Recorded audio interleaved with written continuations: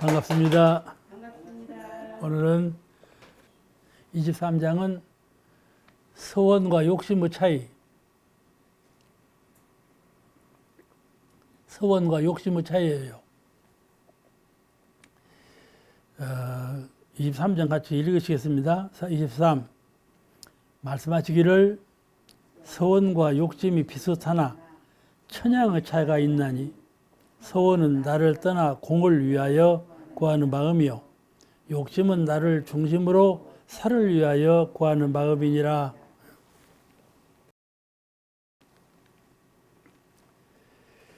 어떤 양반이 잠이 안 온다고 그래요. 잠이 안 온다고. 잠이 안 오는데 침대에 누워갖고 잠만 안 오네 해봐봐. 참말로 잠이 안 와버리지. 그렇잖아요? 그런데 불끈 일어나 돌아다니면 잠이 와. 그런 듯이 탁 거기로 벗어나 버리면 되는 것인데 벗어나들 못해요. 중요한 거예요. 더 큰 자리에 서원을 바라라. 우리가 그 성불재중이라고 하는 거룩하고 큰 자리, 이 자리를 늘 상념에 두고 마음을 일깨워. 그러면 말이죠. 제가 늘 신불이론상 주장하는데 신불이론상만 잘 찾아보면 생사자유가 별것이 아니에요. 생사해탈이 별것이 아니에요. 죽을 때 어떻게 죽을 거 걱정할 것이 하나도 없어. 하나도 없고. 우리가 살 때 어떻게 살아야 공부가 잘 될 거 이것도 걱정할 것이 없어. 신불이론상 하나만 잘 챙기면 그 안에 다 들었어. 그러니까 작은 자리를 벗어나서 큰 자리를 항상 명상하고 챙기면 모든 것은 다 저절로 해결된다. 그래서 한문자에도 글자가 하고자 할 욕자가 있고 탐욕할 욕자가 있어요. 하고자 할 욕자 아래 마음심을 붙인 것은 탐욕할 욕자고 하고자 할 욕자 탐욕. 근데 욕계는 말이죠. 욕계, 색계, 무색계 그러지 않아요. 3계를. 그래서 욕계가 말이죠. 하고자 할 욕자예요. 탐욕할 욕이 아니고. 욕계 하면 욕심내는 세계라고 생각할 수가 있는데 그 말이 아니에요. 하고자 하는 마음이 있는 세계예요. 욕계라는 말은. 그럼 왜 하고자 하는 마음이 있는 세계라고 했나?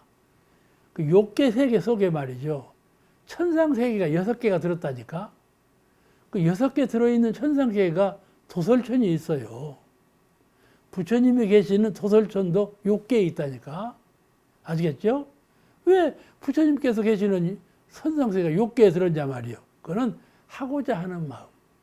하고자 하는 마음이 있는 세계예요. 부처님께서도 성불하고자 하는 마음이 있었고 중생 제도하자 하는 마음이 있지 않아. 그죠? 하고자 하는 마음이 있는 세계예요. 그와 같이 그 욕심욕자, 탐욕할 욕자는 그게 마음을 딱 주착을 해. 마음이 이 육군에 주착을 해요. 아님이 설신의 육군, 나라고 하는 이것에 딱 주착을 해. 또 상에 주착하고. 이렇게 주착을 하면 그게 욕심이죠. 그건 작은 마음, 작은 욕심이야. 그래서 그런 주착을 딱 떠나야 돼요. 상대심, 너나 나다. 너다 나다 이렇게 상대적으로 구별하는 마음. 이거를 타파해 버려야 돼요. 전체, 근원. 항상 그렇게 추구해서 그렇게 큰 자리에 들어가야 한다. 그래서 그래서 이 하고자 할 욕자는 어떤 사람이나 누구나 다 무엇을 하고자 하는 마음을 낸다 그런 뜻이고, 탐할 욕자는 재생명리, 여기를 탐내는 마음을 탐심을 낸다 그렇게 말을 해요. 그런데 탐심되는 욕심을 버리고 하고자 하는 순일은 하고자 하는 마음으로 바꿔 큰 자리로 바꾸는 거예요. 그러면 그가 이제 성불재중이 그가 들었어. 하고자 하는 마음 속에 성불재중이 들었어. 그냥 큰 욕심이죠. 욕심을 키우라.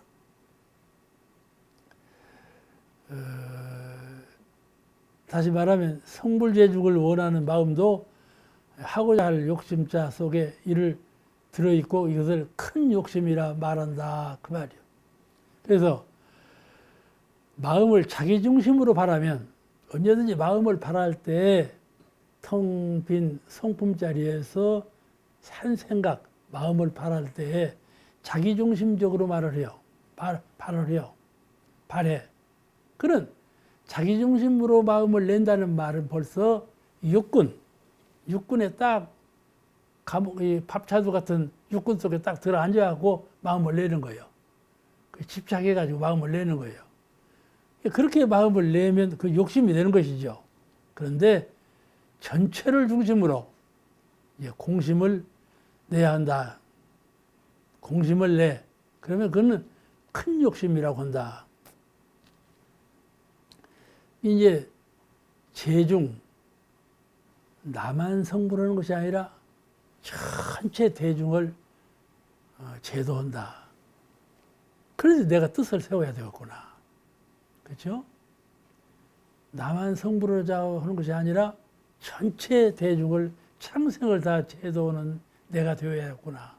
그럼 마음이 얼마나 거룩하고 커집니까? 이렇게 원을 좀 크게 세우라 그 말이에요. 그러면 작은 욕심, 나만을 내가 이걸 해내야 되겠다 이 생각이 사라져 버린다. 작은 욕심이 커진다 그 말이죠. 그 이제 이 큰 서원을 큰 욕심을 서원이라고 그러고 불가에서는 이 서원을 사홍서원으로 말을 하죠. 사홍, 넓고 큰 네 가지 서원, 사홍서원 가운데 중생무변서원도 중생이 가가 없으니 다 서원에 바치리라. 이런 원력이 얼마나 큰 서원입니까? 법문문학 서원학, 법문이 한이 없으니 다 성취하리라. 이런 그 네 가지 큰 서원을 발언하고 옛날부터 불가에서 이렇게 가르쳐 오고 있어요. 사홍서원은 가가 없어 위가 없고 그런 넓고 큰 은혜를 넓고 큰 원을 가지라. 이렇게 무변, 사홍서원은 무변, 무진, 무량, 무상 이렇게 한이 없고 국한이 없는 걸 말하거든. 그런 국한 없는 서원을 세워라. 왜 그런 거지요? 우리 성품이 본래 그래요. 성품이 허허해. 아시겠죠? 형체가 없어. 그래서 마음을 닦을 때 마음을 가만히 살펴봐봐. 이게 형체가 없으니까 닦아도 닦은 것 같지는 않아. 그래 마음 공부가 자꾸 시드는 거예요. 세상 일은 뭐 좀 불리면 불린 만큼 커지고 많아지고 이게 잣대로 재일 수가 있는데 마음은 그거이 없네. 형체가 없으니까. 그래가지고 구별을 잘 못해. 그러니까 재미가 없어. 그런데 거기에 재미를 붙여야 해요. 그것을 큰 자리라 그래요. 큰 자리라 그래요. 아시겠죠? 형체가 없어. 그를 큰 자리라 그러고 그를 성품이라 그런다. 마음 공부라는 그 공부요. 형체에 있는 공부는 이게 사물의 세계 공부고 형체 없는 공부가 마음 공부니까 마음 공부 특색이 그런 것이요. 형체가 없어. 여기에 재미를 붙여야 돼요. 그러나 광명과 자유와 위력과 은혜가 충만된 그런 자리다 이 말이에요. 형체가 없지만 광명과 위력과 은혜와 자유가 충만된 그러한 자리예요. 그렇기 때문에 마음 공부를 하는 거이죠.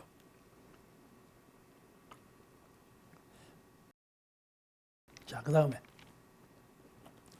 제 24장은 최후의 일념과 최초의 발언, 최후의 일념과 최초의 발언. 우리가 49제 때 최후 일념을 많이 부탁하죠. 많이 들은 말씀이야. 그리고 후생 태어날 때는 최초 일념을 가져라. 이렇게 천번 만번 들은 말씀인데 오늘 다시 한번 공부하시겠어요? 자, 본문 한번 읽으시겠습니다. 24장 말씀하시기를 세상을 떠나는 이의 가장 중요한 일은 최후 일념을 청정히 챙기며 세상에 나서는 이의 가장 중요한 일은 최초의 발언을 크게 세움이니 성불 제중의 모든 발언 가운데 으뜸이니라.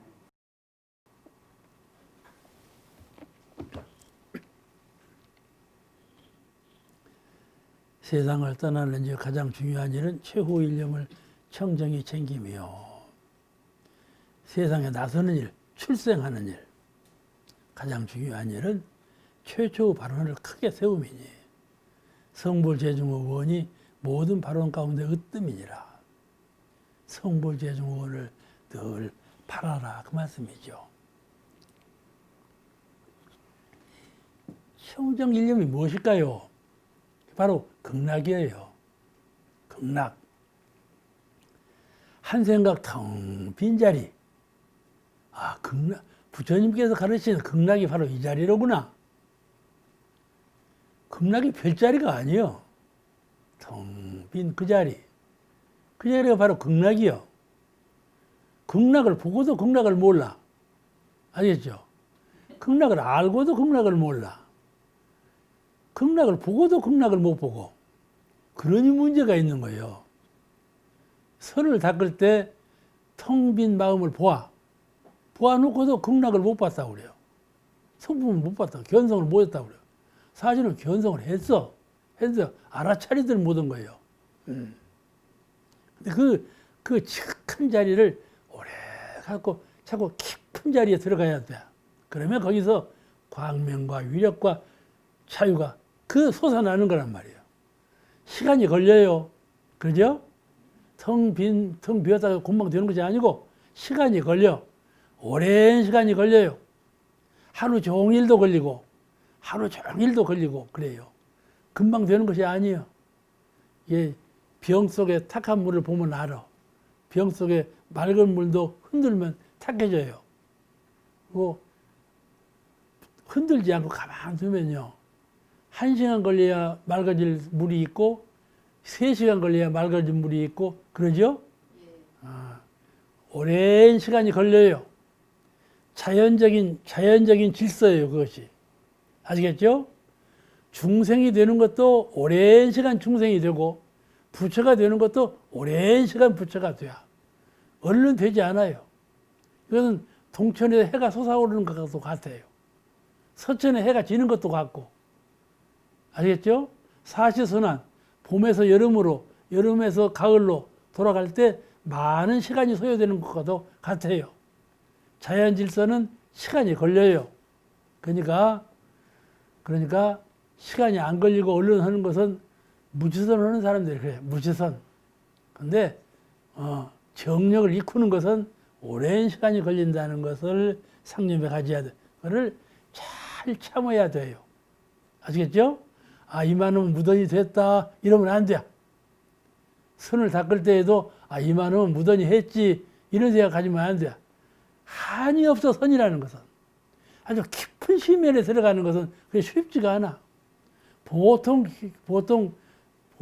결정적인 마음, 이 착한 심경을 아니면 이 고비를, 선에도 고비가 있어요. 그 고비를 넘겨야 돼.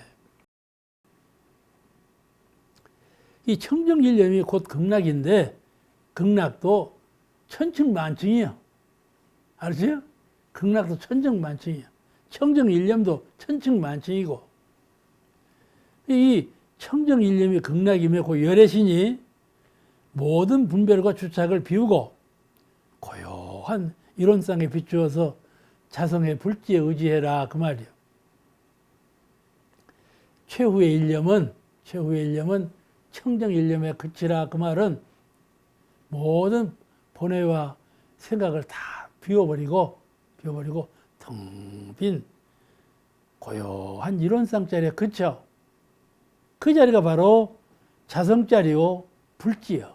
불지. 부처님의 영지요. 그렇게 믿고 불지를 멀리 보지 말고 이론상을 멀리 보지 말고 가차에 있어 이론상이. 그 이론상을 잘 지켜야 돼. 근데 능력을 얻을 때까지는 시간이 걸린다. 시간이 걸리지 않는 사람은 능력을 얻지 못해요. 그러죠? 우리가 3대력을 때에도 수양력, 연구력, 취사력 그러죠? 그죠? 그러니까 정신적인 위력을 얻을 때에도 역을 얻어야 돼요. 깨달음을 얻을 때도 역을 얻어야 되고, 복락을 얻을 때도 역을 얻어야 되고, 그 힘을 얻을 때까지는 시간이 걸려요.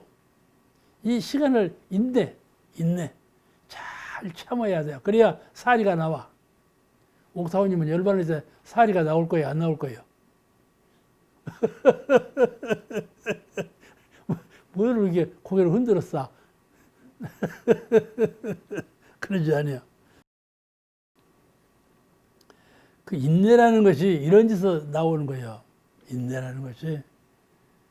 예, 부처님의 통달한 지견에는 이런 것이 없지만은 따로 인내할 것이 없죠. 그런데 우리 중생의 견지에서 선을 닦고 선의 실력을 얻을 때까지는 큰 인내가 필요해요. 이 정도 하면 무던이 되었다는 마음이 없어야 돼. 그 무하는 것이니까. 그리고 세상을 떠날 때에는 청정일념을 갖고 세상에 떠난 일은 뭘 의미하는 거지? 순환의 진리에 의해서 다음 생에 또 태어나는 것을 의미하는 거야. 그렇죠? 가을이 가고 겨울이 온 것은 또 봄이 돌아올 것을 예언하는 것처럼 순환이 돼야. 그러니까 3대를 얻어서 생사의 자유를 얻으면은 순환이 그쳐버리지만은 우리 중생계에 있어서는 늘 순환이 돼야. 그러니까 돌아가실 때 최후의 일념도 중요하지만은 후 세상에 태어날 때 최초의 일념을 어떻게 가질 것이냐. 이것이 법계에 머무는 영가에게 부탁하는 거예요.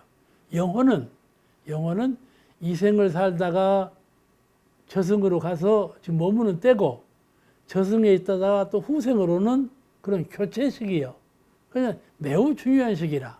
그러니까 법계에 머무는 동안에는 이런 마음을 갖고 후생 올 때는 이런 마음을 가져라. 이 두 가지 마음을 요청을 하는 거예요. 천도를 지내. 그래서 이 세상을 떠나서 법계에 머무실 때에는 청정일념으로 극락을 수행하시고 후생 오실 때에는 성불재정과 서원일념을 서원을 세우고 오십시오. 그 말이야. 이해가 다 되시죠? 다 아는 말 지금 또 하는 거야. 그 대종사님 당대에는 어떻게 했는 거니? 막착 이거 입대 원력. 막착 이거 갈 때에는 착심 없이 고요한 마음으로 가거라. 올 때에는 입대 원력, 큰 원력을 세워서 돌아오너라. 대종사님 기할 때 이렇게 49에 지낼 때 양쪽에다 이렇게 써놨어. 막착 이거 입대 원력. 그때만 해도 그냥 한문으로만 썼어. 요새는 한문은 다 없어져 버렸죠.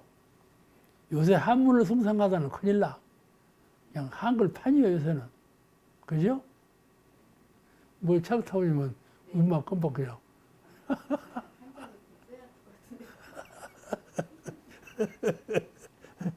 아이고, 공부도 웃으면서 해야 돼.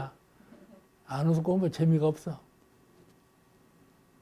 그 다음에 이제 25장. 오늘 공부 마지막 장이에요. 25장. 공부인의 목적지는 불진이라. 공부인의 목적지는 불지라 그 말씀이에요. 불지라는 말은 부처불자 땅지자예요. 부처님 계시는 곳, 성품자리, 이론상자리를 말하는 거예요. 불지다. 성불재중을 성취한 자리예요. 공부인의 목적지는 불지요. 그 말씀이에요. 목적을 가깝게 작게 잡지 말고 크게 지극한 자리에 목적을 세워야 그걸 이룬다는 뜻이죠. 자, 한번 읽으시겠습니다. 25장. 말씀하시기를 여행자에게 목적지가 있듯이 공부인의 목적지는 불진이라. 매우 간단해요.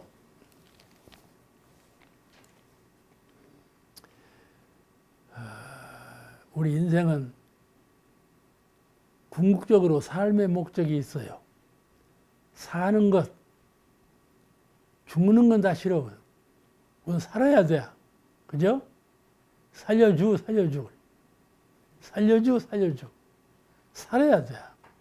그 인생의 궁극적인 목적은 삶에 있어.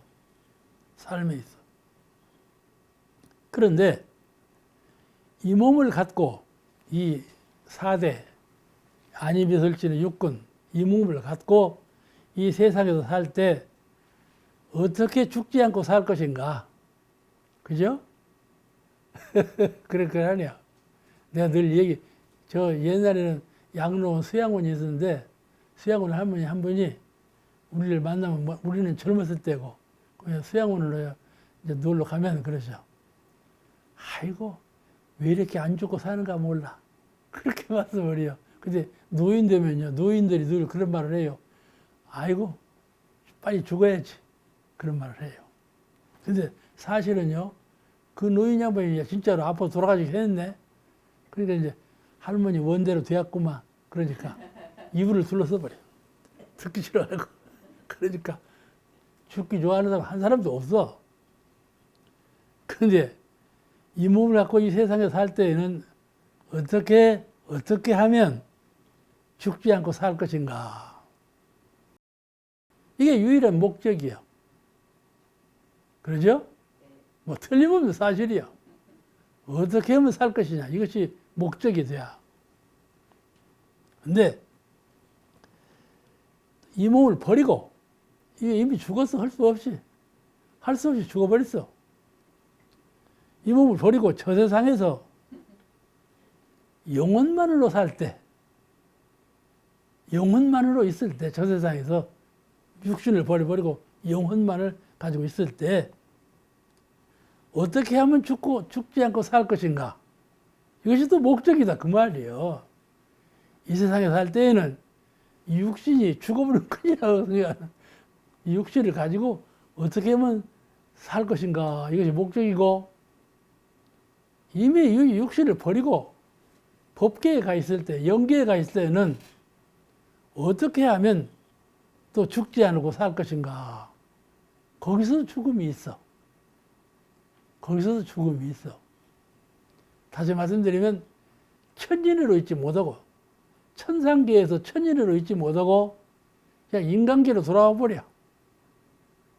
인간계로 돌아오면 다행이지만 축생계로 갈 수도 있어. 그러니까 천인으로 있지 못하고 어떻게 하면 이 천인으로 있을 것인가 그 걱정이 있다 이 말이에요. 그러겠죠? 이게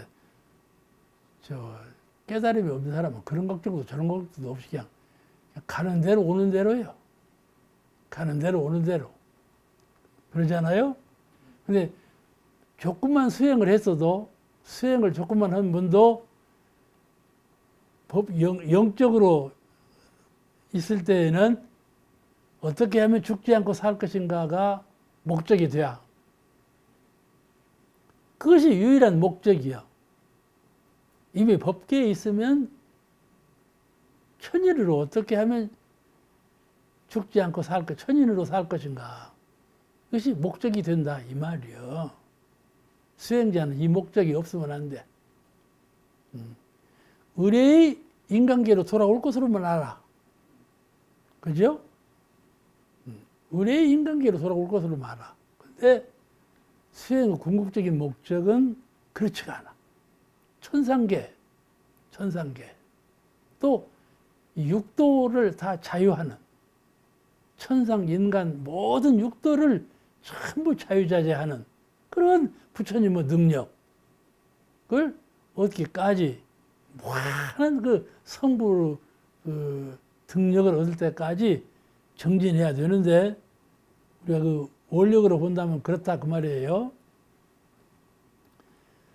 내가 지금 속에 있는 말을 하는지 없는 말을 하는지 모르겠어. 나 속에 이런 말이 있어야 하는 건데. 그런데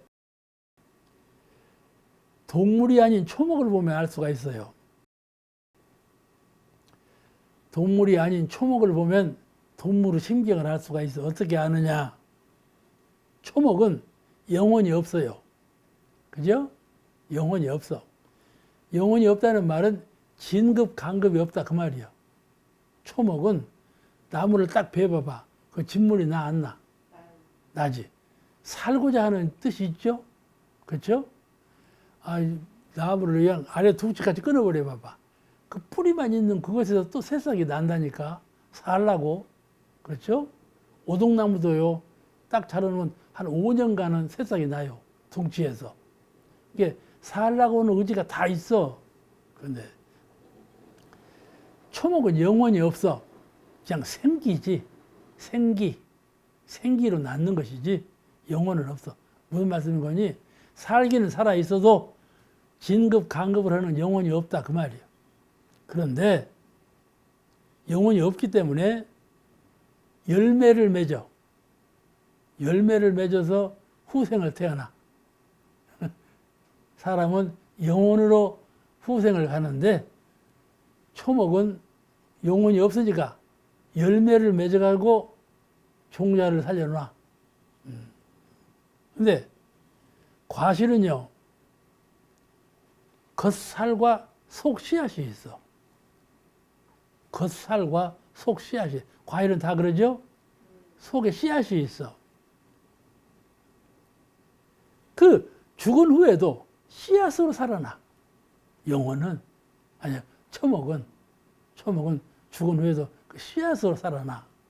그렇듯이 사람도 겉마음과 속마음이 있어. 겉마음과 과실만 겉이 있고 속이 있는 것이 아니라 영혼으로 사는 사람도 마음에 겉마음과 속마음이 있어. 겉마음으로 세상을 살아. 생각으로. 아, 눈이 온다. 비가 온다. 그렇죠? 아, 갑이라는 사람이 온다.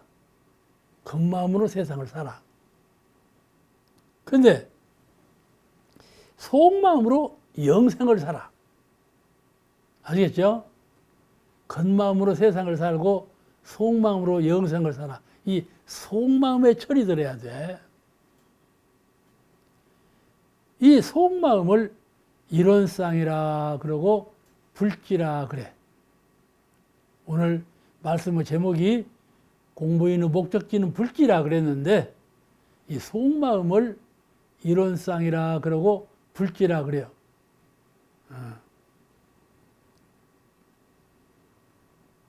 그러니까 다 불지를 갖고 있나요? 안 갖고 있나요? 갖고 있지?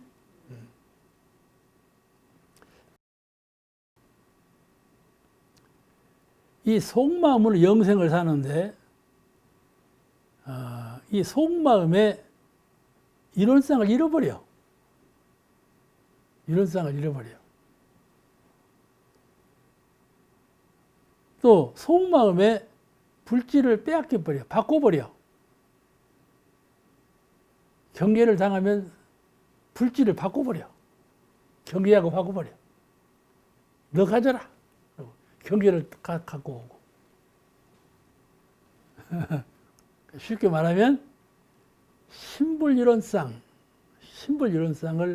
눈을 뜨나 눈을 감으나 귀를 열으나 귀를 닫으나 말을 하거나 말을 않거나 동정간에 어느 때 어느 처소에 당할지라도 이 뚜렷하고 고요한 법신불이론상, 신불이론상 떠나지 않아. 어떻게 하면 떠나지 않을 수가 있는가 말이죠. 가령 한 공간에 두 물건 둘 수가 없어. 여기 컵이 있는데 이 컵을 두는 이 공간에는 컵을 놓았으면 다른 물건 놓을 수는 없지 않아요? 그죠? 우리 마음도 똑같아. 마음도 한 공간에 두 생각은 못 가져. 어떻게 사람이 두 생각을 갖는 거니? 속마음으로 갖는 거야. 속마음으로는 이 생각, 겉마음으로는 이 생각. 이게 가질 수 있는 능력이 있어. 사람에게는. 아시겠죠? 그 이 속마음을 잘 가져야 돼. 속마음이 이론상이야. 불지이고. 신불이론상, 이 신불이론상을 항상 속마음으로 챙기고 살아야 된다. 아시겠죠? 가령 예를 들면 내가 이제 밥을 먹어야겠어. 배가 고파. 배가 고프다 생각이 났어. 그럼 다음에 뭐 들어요? 식당으로 가. 밥을 먹어. 이게 겉마음이에요. 겉마음이에요. 배가 고프다는 생각이 있을 때에도 이론상, 신불 이론상 이 속마음이 그대로 있어. 걸어갈 때에도 그대로 있고 밥 먹을 때도 그대로 있고 이게 훈련이야. 마음 훈련이 이런 거야. 무지선이 이거요. 무지선이 바로 이거요. 속마음의 이론상을 떠나지 아니하고 열애를 경계에 바꾸지 않아. 항상 열애심을 갖고 살아. 그러면 생사 거래를 할 때 걱정이 있겠습니까? 없겠습니까? 없지요. 봐요. 이 큰 소리로 대답하는 말. 오늘 창타원이 제일 큰 소리로 대답했어요.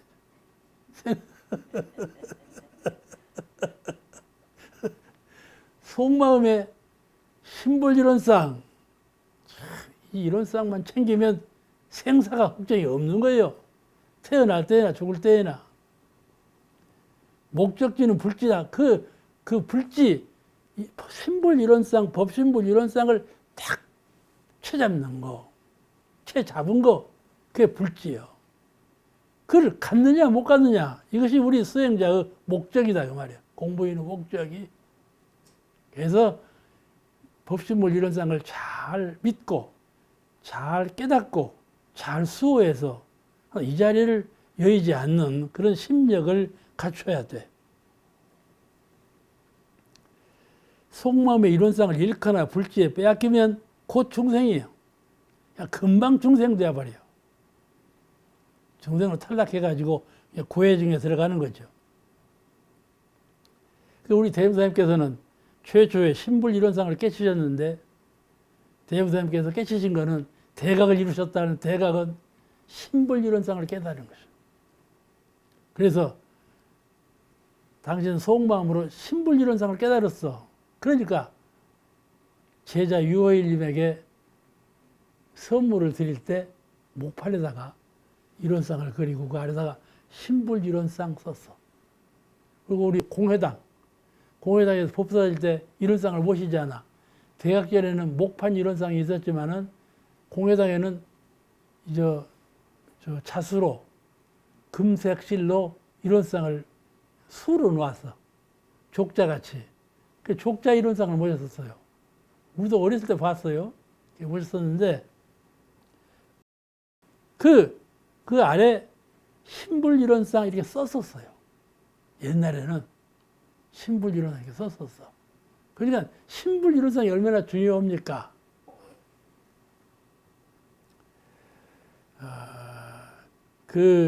그와 같이 우리 생활 속에서 속마음에 이론상을 놓아서는 안 되고 불지를 잊으면 안 된다. 그 말이에요. 불지를 잊으면 안 돼. 그래서 본문에 말씀하시기를 본문에 여행자에게 목적지가 있듯이 공부인의 목적지는 불지니라. 불지요. 공부인의 목적지는 불지니라. 그러니까 불지를 저 앞에다 놓고 그 목적지로 가는 것이 아니고 목적지는 속마음에 있어. 속마음에 법신불 이론상을 잘 섭기고 법신불 이론상을 잘 수호하고 법신불 이론상을 잘 모시는 그 속마음, 그 속마음을 가지면 그게 바로 불지를 투득하고 불지를 떠나지 않는 부처님의 심경이고 공부인의 목적지다. 우리가 그 등산할 때 처음부터 끝까지 최상 목적지를 표준을 잃지 말아야죠. 미륵산을 가면은 미륵산 정상은 어디다? 목적지를 딱 두고 우여곡절이 있어도 거기까지 가지 않아. 목적지가 딱 있어야 돼. 그러니까 다시 말씀드리면 내 속마음에 불지가 내 속마음의 이론상이 살아 숨쉬는가? 그 목적지, 그 불지를 잃어버려서는 안 된다 이 말이에요. 속마음에 그 불지 목적지를 항상 보호하고 수호하고 있어야 돼. 떠나면 안 돼. 그래야 마침내 성부로 서원을 성취할 수가 있다. 성부로 서원을, 그런 분이 성부로 서원을 성취할 수가 있는 것이죠. 이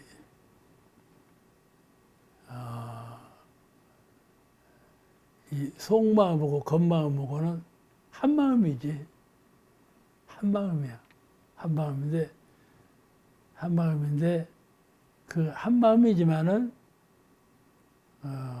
이 마음을 행하는 데 있어서는 완전히 속과 겉이 달라요. 과실이 속에 종자를, 씨앗을 갖고 있으면서 그 씨앗을 퍼뜨리기 위해서 영양소인 그 과실, 살을 갖고 있는 것하고 같이 사람은 속에, 속마음에 이론성을 갖고 있으면서도 은혜 생활을 하기 위해서 겉마음을 쓰는 거야. 겉마음을. 그러므로 이론의 세계에 살 수가 있는 것이죠. 제26장 사필규정과 안급자손. 이 세상의 선악간에 또는 정사간의 모든 일은 다 바르게 결정이 난다. 다 바른 곳으로 돌아간다. 또 하나는 모든 일을 일단 지어 놓으면 그 재앙이 자손에 이른다. 그런 말이 세상에 크게 쓰이고 있는데 이 말씀 글자를 정산용사께서 바꾸셨어요. 사필규정의 정자는, 바를 정자는 정할 정자, 정할 정자로 바꾸는 것이 낫겠다 그러시고, 또 안급자손, 그 재앙이 자손에게 돌아간다 그 말씀은 자손에게 아니고 자신이다. 그 재앙이 자신에 돌아간다. 그런 내용의 말씀이에요. 그래서 오늘 본문은 아주 해설하기가 매우 어려워요. 해설하기가 어렵고 그에 따라서 이해하기도 어렵고, 그러니까 오늘은 너무 어렵다고 생각하지 마시고 쉽게 생각하시고 그렇게 들으시면은 뭐 그리 어려운 본문은 아니라고 생각을 합니다. 먼저 질문을 하나 드릴까요? 형상 없는 것 가운데, 이 세상에 형상 없는 것 가운데, 형체가 없는 것 가운데 제일 첫째는 내 마음이 형체가 없고, 그렇죠? 내 마음은 형체가 없어. 또 둘은 허공, 빈 허공은 또 형체가 없잖아요. 형체가 없어. 텅 비었어. 그 다음에 우주 진리, 보이지 않는 진리, 그도 역시 형체가 없죠. 그러니까 가장 가깝게 내 마음, 그 다음에 우주 허공 가운데 있는 허공, 하늘, 또 그 안에 내재해 있는 진리, 이 셋은 다 형체가 없는데 숫자로 말한다면 하나일까요? 둘일까요? 셋일까요? 똑같이 하나라고 하셨네요. 그래요. 하나이시요. 그러니까 세상 일에 대한, 모든 일에 대한 심판관이 따로 하늘 높이 있거나 또 제3자인 진리인 것으로 우선 알기 쉽지만은 사실 그 큰 자리에서 보면 스스로 짓고 스스로 받는 것이다. 이걸 알 수가 있어요. 도무지 진리와 허공과 마음은 도무지 하나요. 그렇기 때문에 저 위에서 바라다 보시고 심판을 내린다든지 아늑한 진리께서 심판을 내린다든지 이런 뜻이 아니고 삼위일체 하나이신 진리가 곧 우리의 선악과 정사와 이걸 다 바르게 심판하신다 그 말씀이죠. 오늘 그 말씀이에요. 이것을 자업자득이라고 그래요. 스스로 짓고 스스로 받는다. 자업자득 이렇게 말씀을 해요. 그런데 그러므로 세상 일은 처음 지었을 때 선악간에 짓지, 말로 짓고 행동으로 짓고 일로 짓고 뭐 업을 짓지 않아요? 업을 처음 지을 때 그와 동시에 후일에 받을 것이 지을 때 그때 말이죠. 그때 이미 후일에 받을 것이 정해졌다 그 말이죠. 예? 정해졌다. 그러니까 옛날 세상 말로는 사필 규정, 일이라 하는 것은 후일에 바른 곳으로 돌아간다 이런 내용이 그 말도 옳지만은 후일에 뭐 선악간에 지은 바 그것은 후일에 돌아오는 것이 아니라 그때 지을 때 이미 정해진 거다 그런 말씀이에요. 정해진 것이 뒤에 연을 만나서 받게 될 뿐이지 지어놓은 것이 후일에 어떤 제3자의 심판에 의해서 후일에 받게 된다 이게 아니고 지을 때 그때 이미 받을 것이 다 정해졌다. 근데 이 정해진 바가 연을 만나서 그 사람을 다시 만날 때 받게 된다. 그러므로 바른 곳으로 돌아간다는 말도 훌륭한 말이지만은 정해져 있는데 그 정한 바대로 돌아온다. 그 말이 더 진리적이고 합리적인 응답이 될 것이다. 그런 말씀이에요. 아시겠죠? 이 말씀은 보통 사람들은 모두가 선악간에 업을 지었는데 그 선악간에 지은 것을 하늘이 아시고 진리가 아셨다가 후일에 보답해 준다 이렇게 알고 있는데 그런 말은 되지만은 그때 다 받을 것이 정해졌다 그 말씀이에요. 그 정해진 바가 후일에 연을 만나서 받게 되는 것이다 그런 뜻이죠. 이 본문에 의해서 해설 말씀을 드리면 본문에 이렇게 말씀하셨어요. 사필 규정도 맞지만은 틀리단 말은 아니요. 사필 규정도 맞지만은 실은 정할 정자가 사필 규정이요. 정할 정자로 하는 것이 더 맞는 응답이다. 실은 정할 정자가 사필 규정이요.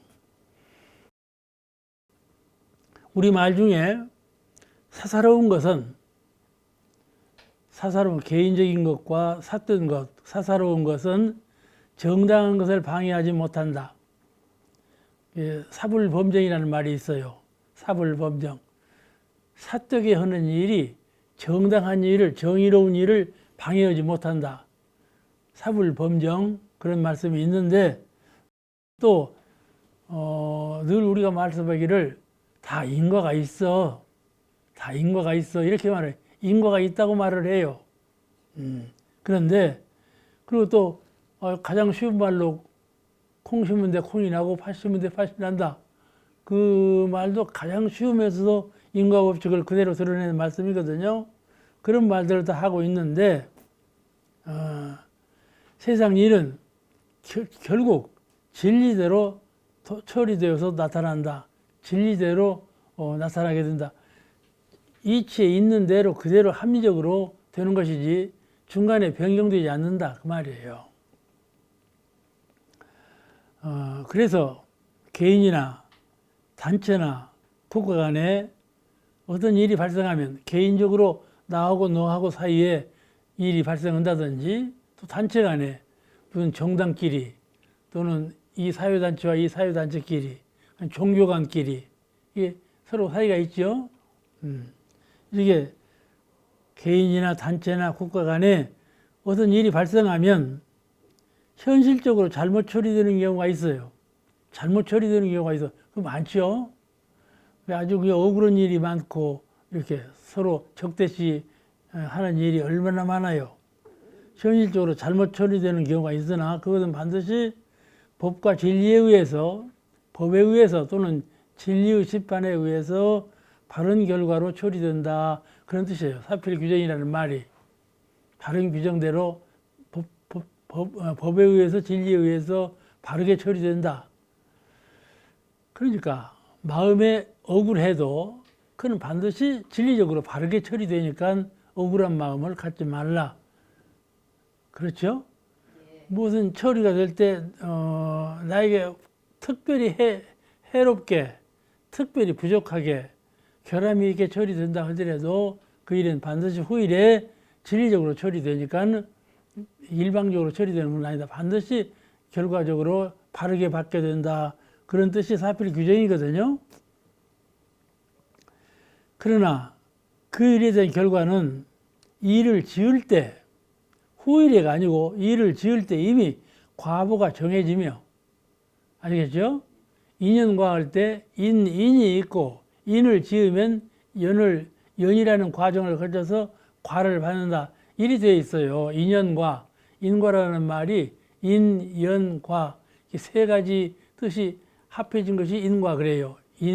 인을 지으면 연을 만나서 과를 받는다. 이런 뜻으로 불가에서는 알고 있는데, 그 실은 인을 지을 때 이미 과는 정해졌다. 그 말씀이에요. 그 말씀이에요. 그러니까 변경이 되지 않는다. 그 말씀이거든요. 그래서 이미 정해졌다. 그런 말씀을 강조하시는 것은 제3자에 의해서 이렇게 저렇게 되지 않는다. 그건 무슨 뜻인가 하면 내가 지을 때 지은 바 그 사람이, 지은 바 그 단체가, 지은 그 국가가 그때 이미 받을 것이 결정되었다. 그런 뜻이에요. 이미. 그러니까 정한 바대로 받아진다. 그 말이에요. 정한 바대로 받아진다. 이 바르게 받아진다. 이 말은 그럼 바른 것이 무엇이냐? 바른 것이 무엇이가 돼 바른 대로 받아진다고 하느냐? 그러는데 바른 것 설명도 꽤 어려워요. 정의라고는 설명도 바르게 받아진다. 어떻게 받아지는 것이 바르게 받아지느냐? 이것도 설명하기가 어려운 것이거든요. 근데 그때 선악간에 정사간에 지은 바 그대로 정해진다. 그 말이에요. 그야말로 마이너스 플러스가 없어. 이러니까 바른 대로 돌아온다는 표현보다는 정해진 대로 되어진다는 표현이 더 알기 쉽고 정확하다. 그런 말씀이죠. 이해가 되시죠? 정해진다. 그 정산종사님은 앞에 말을 부정하는 것이 아니라 뒤에 말이 더 알아듣기 쉽고 인과의 원리에 부합하다는 그런 말씀이에요. 그 다음에 본문에 하신 말씀이 안급자손이라 그 재앙이 자손에게 돌아간다. 그러니까 신하가 임금을 모실 때 잘못 모시면 이렇게 구족이 상처를 입잖아요. 재앙이 자손에게 돌아가. 그런 말이죠. 가령 부부간에 서로 싸우고 불화하면은 그 재앙이 자손에게 돌아간다. 그런 뜻도 되고요. 무엇이든지 잘못한 일이 있으면은 그 상대자 간에만 해를 받는 것이 아니고 그 과부가 나중에 자자손손까지 밀려간다. 그런 뜻이에요. 그러니까 말이 틀린 말은 아니죠. 틀린 말은 아닌데 그렇게 꼭 내가 지은 것이 그렇게 되면 내가 지은 것이 아들한테 밀려간다. 그 말이거든. 그 인과 법칙상으로는 안 맞는 말이에요. 이게 인연과 하면은 반드시 연이 붙어서 나하고 아들하고는 연이 있거든. 부자라고는 연이 있어. 그렇기 때문에 아들에게까지 미치는 것도 안 미치는 건 아니에요. 아닌 건데 이 인과의 법칙으로 볼 때 내가 이 상대방하고 지은 것은 내가 받는다 그 말이에요. 내가 지은 것은 내가 받고 내가 짓지 아니한 것은 내가 받지 아니한다. 이것이 인과의 원리예요. 내가 지은 것을 남이 받을 리가 없고 남이 지은 것도 내가 받을 리가 없다. 그런 거죠. 아셨죠? 근데 이것이요, 참 이해하기 어렵습니다. 이게, 근데 동업이라는 것이 있거든요. 함께 이거를 지어. 함께. 가령 세 사람이 가다가 세 사람 중에 한 사람이 일을 저질렀지만은 그 과부는 세 사람이 받게 된다. 이런 논리도 있을 수 있단 말이죠. 그걸 공업이라고 그러는데, 그러면 내가 지은 것은 내가 받고 남이 지은 것은 내가 받지 않는다. 이 인과상의 원리가 적합하게 들어맞지 않아요. 그런데 오늘 이 정선중 선생님께서 주장하시는 말씀은 이 대종사님께서도 대중에 나오는 말씀이에요. 내가 짓지 아니한 것은 내가 받지 아니하고 내가 지은 것을 내가 받는다. 남이 지은 걸 내가 받지 아니한다. 그 말씀이죠. 남이 지은 걸 내가 받지 않아. 우리는요, 남이 지은 것도 내가 받는 것으로 생각하는 경우는 폭 많아요. 그래가지고 원망을 하고 그래요.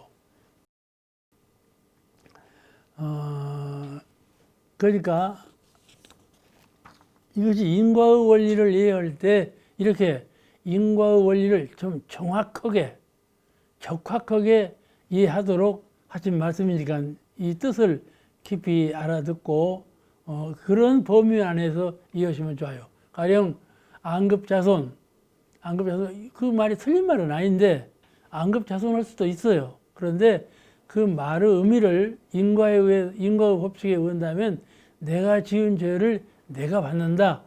이렇게 이해하는 것이 인과의 법칙에 더 옳다. 그 말씀이에요.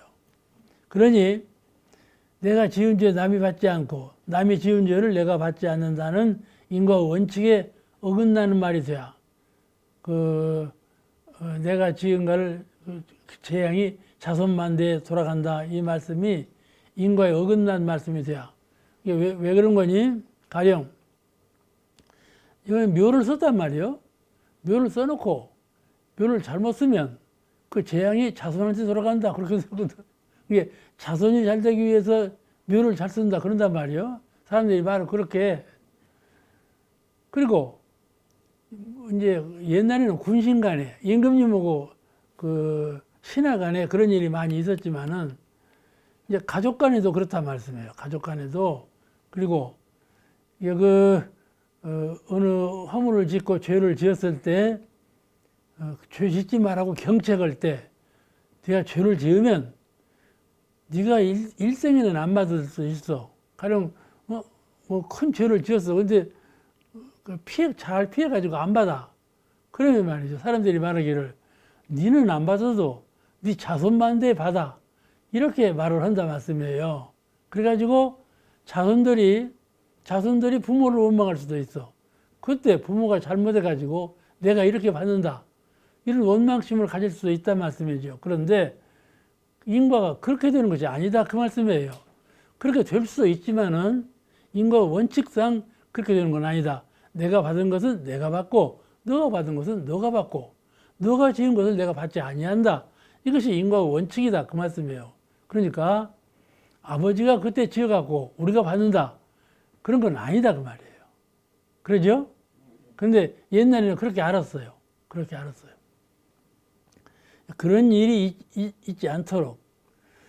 그러니까 가령 아버지 어머니가 아들, 딸을 다섯이나 낳았어. 근데 어떤 아들은 잘 되고 어떤 아들은 못 되고 그런단 말이에요. 그런데 잘 못된 아들이 부모가 나를 잘못 낳아서 나를 잘못 키워서 알아지겠죠? 부모가 나를 잘못 키워서 지가 잘못해놓고 막 키워서 일이 됐다. 이렇게 생각하는 아들이 있을 거란 말씀이죠. 그렇게 생각하면 안 된다. 그 말씀이에요. 안 된다. 지가 지금 받고 있는 상황, 여러 가지 상황, 자연 환경 속에서 나가 존재해 있고, 가족 속에서 내가 존재해 있고, 또 직장에서 모든 사회 질서 속에서 상대방과 나와 대중과 내가 혼돈된 사회에서 생활을 하고 있는데 그 받게 되는 것이 무슨 누가 제3자가 들어서 나를 그렇게 만든 것처럼 생각하지 말라. 모두가 다 자기가 전생에 지은 바 그대로 받게 되는 거다. 이것이 인과다 하는 말씀이에요. 이 말씀을 이해할 때 제가 처음에 그랬죠. 이 말씀의 뜻을 정확하게 이해하기가 어렵다. 왜 그런 거니? 안급자손이라는 말씀도 맞는데 뭐대로 안급자신이라고도 고쳤을까? 이런다 말씀이에요. 그리고 또 사필 규정, 바른 대로 돌아간다는 말씀도 맞는데 뭘 이걸 또 정한 대로 돌아간다 이렇게 말씀하셨을까? 이런 생각이 난다 그 말이에요. 처음에 이 글을 읽을 때. 그러니까 이것은 인과의 법칙을 정확하게 서로기 위해서 하신 말씀이고, 앞에 말한 자신이 지은 것은 자선에게서 돌아가고 또 사필 규정 바른 대로 돌아간다는 말이 그렇지 않을 수 있다 그 말이죠. 그런 것을 상세하게 이해한다면 오늘 정선님의 말씀을 이해할 수가 있을 것입니다. 자, 오늘 말씀 여기서 마치겠습니다.